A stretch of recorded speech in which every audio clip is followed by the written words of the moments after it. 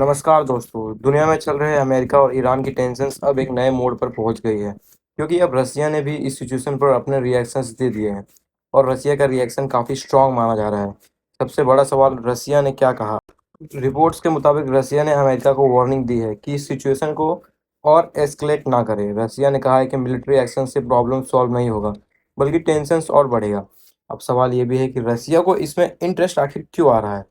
क्योंकि देखो, रसिया middle east region में एक इम्पोर्टेंट प्लेयर माना जाता है और रसिया का ईरान का एक साथ स्ट्रेटेजिक रिलेशनशिप भी है। इसी वजह से रसिया ओपनली अमेरिका के एग्रेसिव स्टेंस पर कंसर्न जता रहा है। रसिया का कहना है कि नेगोशिएशंस और डिप्लोमेसी ही सोल्यूशन है।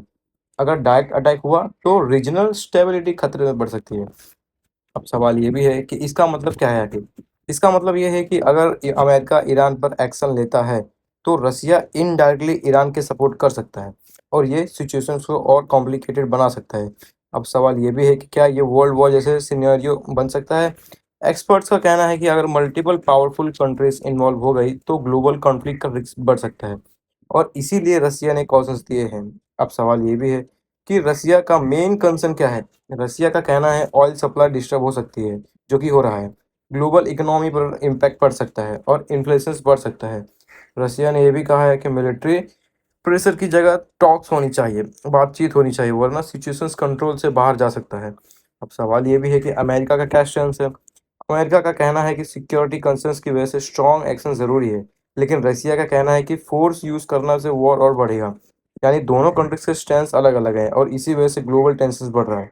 अब दूसरा सवाल ये भी है कि आम आदमी पर इसका क्या असर पड़ेगा? अगर टेंशन्स बढ़ता है तो ऑयल प्राइस, पेट्रोल, डीज़ल और महँगाई बढ़ सकती है, जो कि अभी बढ़ ही रहा है। इंडिया जैसे कंट्रीज जो ऑयल इंपोर्ट करते हैं, वो डायरेक्टली अफेक्टेड हो सकते हैं। अब सवाल ये भी है कि फ्यूचर में क्या हो सकता है?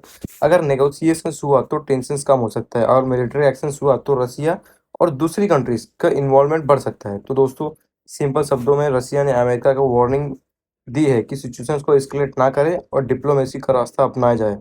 ये डेवलपमेंट इसीलिए इम्पोर्टेंट है क्योंकि अगर पावरफुल कंट्रीज इन्वॉल्व होती है तो ग्लोबल कॉन्फ्लिक्ट का रिस्क बढ़ जाता है। आपका क्या मानना है? क्या नेगोशिएशंस होगा या टेंशन्स और बढ़ेगा? कमेंट में ज़रूर बताएं। धन्यवाद। मिलते हैं नेक्स्ट वीडियो में। rules. By what rules? But what kind of rule is it when three states, France, Germany, and Poland, came to Kiev and, as guarantors, signed a paper on the agreements between the opposition and the authorities headed by President